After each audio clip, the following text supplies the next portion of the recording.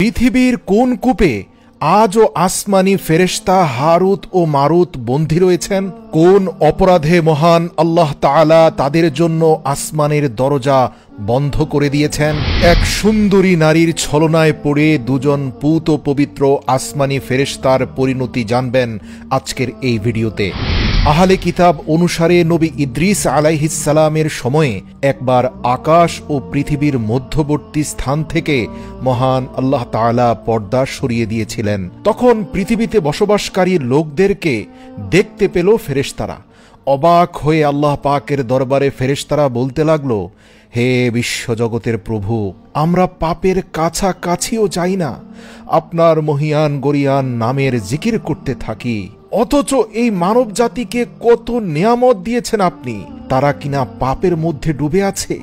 ছি, আমরা যদি তাদের জায়গায় থাকতাম তবে আমরা কখনোই আপনার বিন্দুমাত্র অবাধ্য হতাম না। আল্লাহ বললেন, হে আমার পবিত্র ফেরেশতারা, তোমরা মানব জাতির মতো সীমালঙ্ঘন এজন্যই করছো না কারণ তোমাদের মধ্যে ক্রোধ, লালসা, লিপ্সা এর কোনো কিছুই দেয়া হয়নি, কিন্তু মানুষকে পরীক্ষাস্বরূপ ক্রোধ, লালসা, হিংসা সবই দেওয়া হয়েছে। যদি এই জিনিসগুলো আমি তোমাদেরকেও দিতাম তাহলে তোমরাও একইভাবে পাপে লিপ্ত হতে। কিন্তু ফেরেশতারা বলল, না, আমরা কখনোই এটা করতাম না হে আল্লাহ।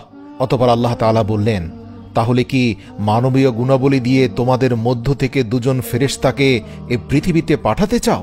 ফেরেশতারা জবাবে বলল, হে আল্লাহ, যদি আপনার হুকুম থাকে তাহলে আমরা অবশ্যই সেখানে গিয়ে আপনার ইবাদত গুজার বান্দাদের মধ্যে এক নিদর্শন হয়ে থাকতে চাই।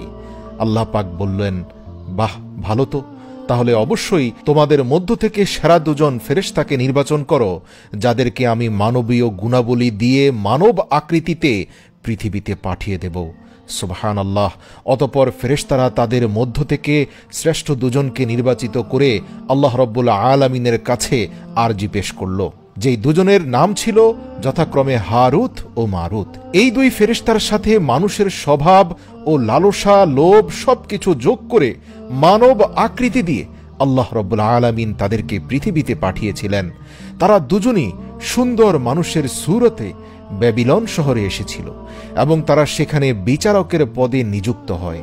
যেহেতু তারা ফেরেশতা ছিল এবং তারা জাদুবিদ্যায় পারদর্শী ছিল, আল্লাহ পাকের তরফ থেকে বিশেষ কিছু কেরামত প্রদর্শন করতে পারত, তাই অল্প সময়ের মধ্যে ব্যাবিলন শহরে তারা জনপ্রিয় হয়ে যায়।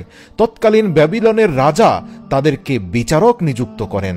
তারা তাদের ক্ষমতা বলে মানুষদের মধ্যে অত্যন্ত সম্মানিত ছিল।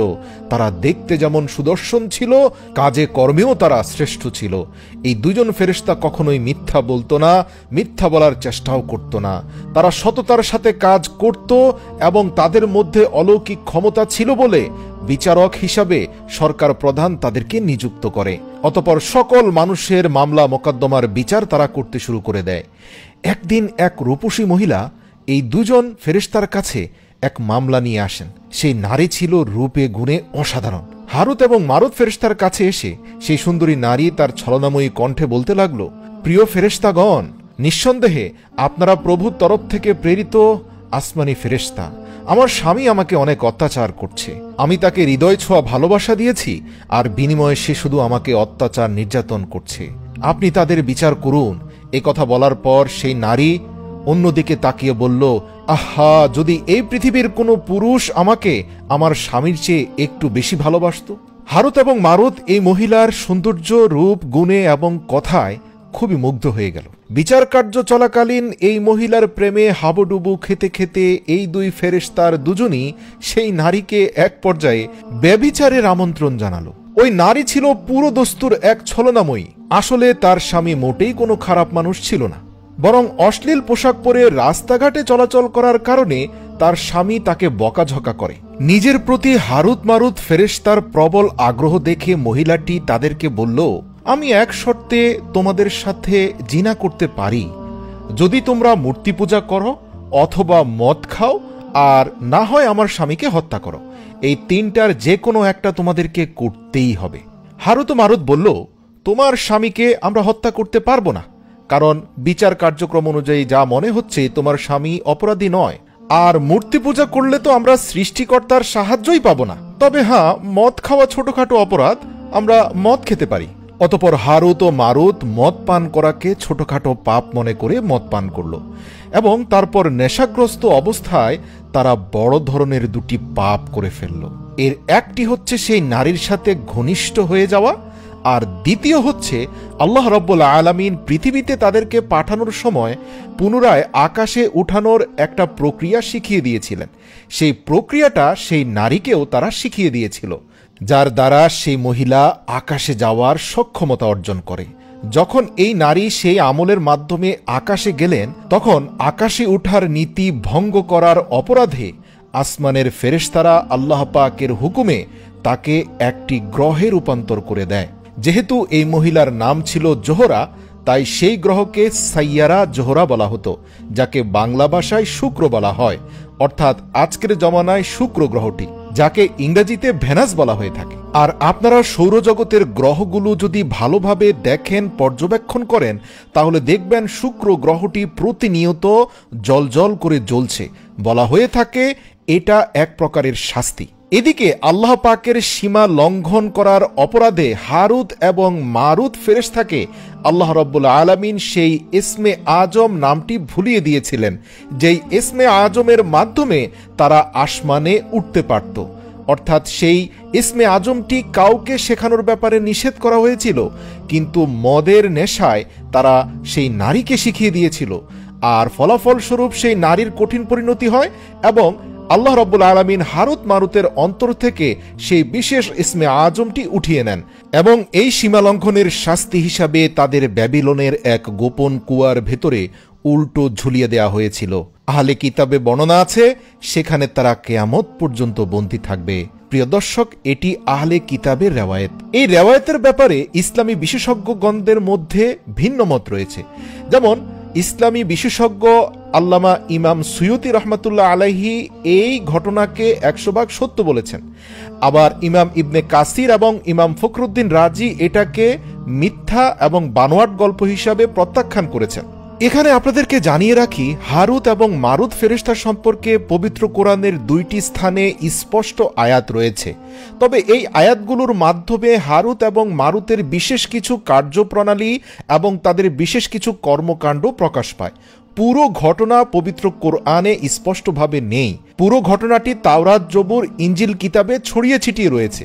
আবার ওই কিতাবগুলোর কিছু অংশ বিকৃত হলেও ঐতিহাসিকদের মতে কিছু অংশ 100% গ্রহণযোগ্য। আসুন এবার আমরা জানব হারুত এবং মারুতের সেই ঘটনাটি যেটা পবিত্র কোরআনের আয়াতের সাথে গ্রহণযোগ্য এবং অধিকাংশ ওলামাদের মতে সত্য বলে স্বীকৃত। সেটা হচ্ছে ব্যাবিলন নামে তৎকালীন পৃথিবীতে একটা বড় শহর ছিল, যেটা জ্ঞান বিজ্ঞানে অত্যন্ত উন্নত ছিল। তার পাশাপাশি সেই শহরের জনগণের মধ্যে জাদুবিদ্যার খুব কদর ছিল, এবং জাদুবিদ্যার সুনাম বহুদূর এলাকা পর্যন্ত বিস্তৃত ছিল।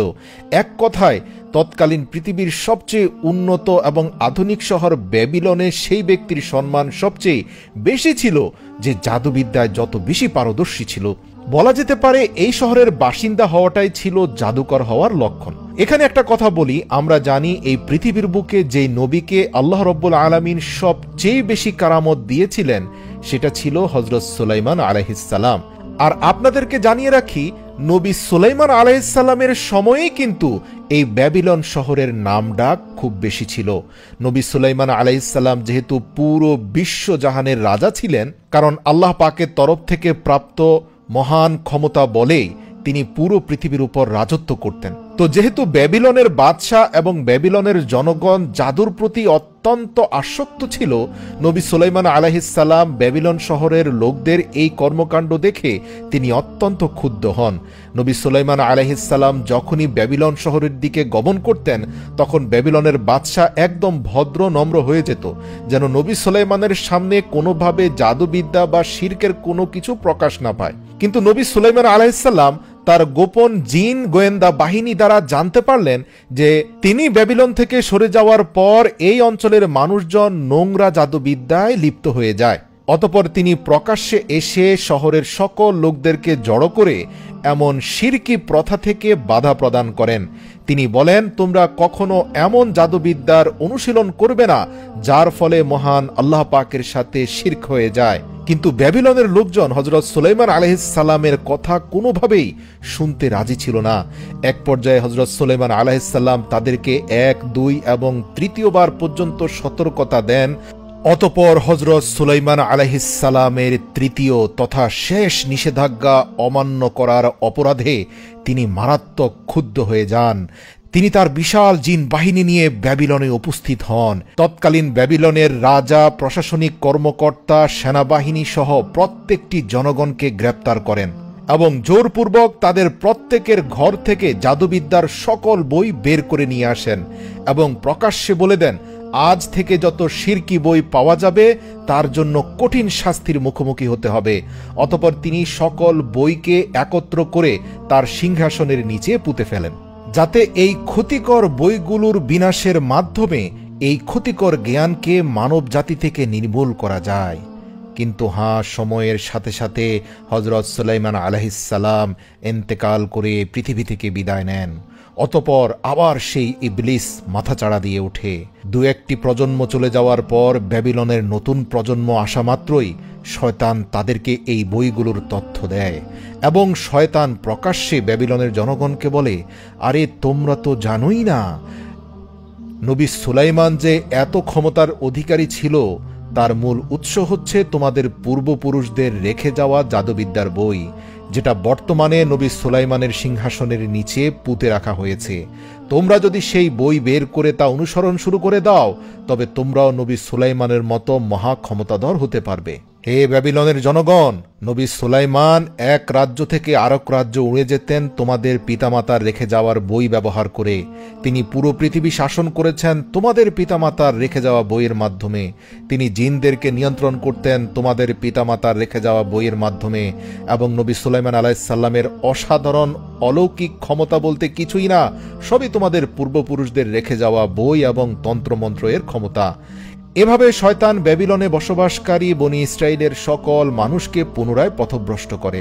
তারা পুনরায় সুলাইমান আলাইহিস সালামের সম্মানিত সিংহাসন ভেঙে তার নিচ থেকে ওই বইগুলো বের করে এনে পুনরায় এই নোংরা চর্চা শুরু করে দেয়। এর ফলে তাদের সমাজের মধ্যে পুনরায় আবার হানাহানি, মারামারি, একজন আরেকজনের মধ্যে সংকট সৃষ্টি করা, অর্থাৎ জাদুবিদ্যার অপব্যবহার বলতে যা বোঝায় তার সবই শুরু হয়ে যায়। এমনকি সে সময় জাদুবিদ্যার অনুশীলন এত ভয়াবহ অবস্থায় গিয়ে পৌঁছেছিল যে চোর এবং ডাকাতরা চুরি এবং ডাকাতি করার জন্য জাদুবিদ্যার ব্যবহার করত। এর ফলে তারা ঘরে প্রবেশ না করে জাদুবিদ্যা ব্যবহার করে জিনিসপত্র দূর থেকে চুরি করে নিয়ে যেতে পারত। এতে সমাজে ভয়ঙ্কর বিশৃঙ্খলা দেখা দিল। আল্লাহ রাব্বুল আলামিন পবিত্র কোরআনে এই সম্পর্কে বলেন, তারা জাদুর অপব্যবহার করত এবং জাদুবিদ্যার মাধ্যমে স্বামী স্ত্রীর মধ্যে বিচ্ছেদ ঘটাত। এছাড়াও শয়তানের সেই মিথ্যা তথ্যের বিষয়ে আল্লাহ রাব্বুল আলামিন পবিত্র কোরআনে বলেন, আমার নবী সুলাইমান কখনোই জাদুবিদ্যার অনুসরণ করেনি, সুলাইমান কুফরি করেনি, কিন্তু শয়তানি কুফরি করেছিল। শয়তান মানুষকে জাদুবিদ্যা শেখাত এবং ব্যাবিলন শহরে হারুত ও মারুতের উপরেও মিথ্যা আরোপ করা হয়েছিল। হারুত এবং মারুত দুজন ফেরেশতা অবতীর্ণ হয়েছিল এবং তারা কাউকে ততক্ষণ পর্যন্ত জাদু শিক্ষা দিত না যতক্ষণ না তারা নিশ্চিতভাবে স্বীকৃতি দিত যে আমরা এই জাদু অপকর্মে ব্যবহার করব না, এটা শুধুমাত্র একটা পরীক্ষা, তোমরা কেউ এই জাদুর মোহে কাফের হয়ে যেও না। প্রিয় দর্শক, পবিত্র কোরআনের এই আয়াতগুলোর মাধ্যমে স্পষ্টত বোঝা যায় যে সে সময়ে ব্যাবিলনে জাদুবিদ্যার এই জ্ঞানের অপব্যবহার এত ভয়াবহ রূপ ধারণ করেছিল যা সাধারণ মানুষের জন্য কষ্ট ও দুর্দশার কারণ হয়ে ওঠে। তখন আল্লাহ রাব্বুল আলামিন মানব রূপে দুজন ফেরেশতা পাঠিয়েছিলেন জাদুবিদ্যা থেকে বাঁচার আমল ও জাদুকে বাতিল করার পদ্ধতি মানুষকে শেখানোর জন্য, যাতে তারা জাদুকরদের হাত থেকে মুক্তি পায়। তবে এই শিক্ষাগুলিও খারাপ উদ্দেশ্যেও ব্যবহার হতে পারে। তো ওই দুজন ফেরেশতাই মূলত হারুত এবং মারুত। এই ফেরেশতারা দুনিয়ার বুকে এসে যখনই মানুষকে এই কালো জাদুর হাত থেকে রক্ষা করার জন্য আল্লাহ প্রদত্ত জাদুবিদ্যা শিখাতো, তখন তারা সর্বদা মানুষকে এই কথা বলে সতর্ক করত যে এটি আল্লাহর তরফ থেকে একটি পরীক্ষা তোমাদের জন্য। তোমরা আমাদের কাছ থেকে এই জাদু শিখে নিচ্ছ যাতে তোমরা কালো জাদুকে প্রতিহত করতে পারো, কিন্তু তোমরা আল্লাহ প্রদত্ত এই জাদু শিক্ষাকে অপব্যবহারে ব্যবহার করো না। কিছু আরবি গল্পে ব্যাবিলনের এক বিশেষ কূপের কথা উল্লেখ আছে। সেখানে অনেক লোক এসে হারুত ও মারুতের সাথে সাক্ষাৎ করে জাদুবিদ্যার জ্ঞান লাভ করত। যদিও কিছু ঐতিহাসিক বলেছেন যে ইরাকের হাল্লা শহরের কাছে একটি ধ্বংসাবশেষে একটি প্রাচীন কূপ রয়েছে, যেখান থেকে ব্যাবিলনের সীমানা শুরু হয়েছে। তারা এই কূপটিকেই ব্যাবিলনের কুয়া হিসাবে ঘোষণা করে। তবে যাই হোক, এই ঘটনা থেকে এই শিক্ষা পাওয়া যায় যে জাদুবিদ্যা এবং জাদু একটি শিরক, তবে এটি দুর্নীতি ও ফাসাদ বন্ধ করতে ব্যবহার করার অনুমতি রয়েছে। প্রিয় দর্শক, কোরআনের আয়াতের সাথে তাওরাতের এই ঘটনাটির সম্পর্ক সবচেয়ে ঘনিষ্ঠ। এজন্যই সকল উলামা কেরামগণ এই ঘটনাটিকে স্বীকৃত বলেছেন। তবে এই ঘটনায় আল্লাহর তরফ থেকে প্রেরিত ফেরেশতা হারুত এবং মারুতের কি পরিণতি হয়েছে তা স্পষ্ট করে কোথাও উল্লেখ করা হয়নি। শুধু এতটুকু বলা হয়েছে যে হারুত এবং মারুত ফেরেশতা পৃথিবীতে এসে মানুষকে কালো জাদুর হাত থেকে রক্ষা করার জন্য আল্লাহর তরফ থেকে প্রেরিত ভালো জাদু শিক্ষা দিত। তো প্রিয় দর্শক, হারুত মারুতের এই পুরো ঘটনা থেকে একটি শিক্ষা নিশ্চিত যে জাদুবিদ্যা আজও রয়ে গেছে এবং জাদুবিদ্যা একটি শিরক, তবে এটি দুর্নীতি ও ফাসাদ বন্ধ করতে ব্যবহার করার অনুমতি রয়েছে।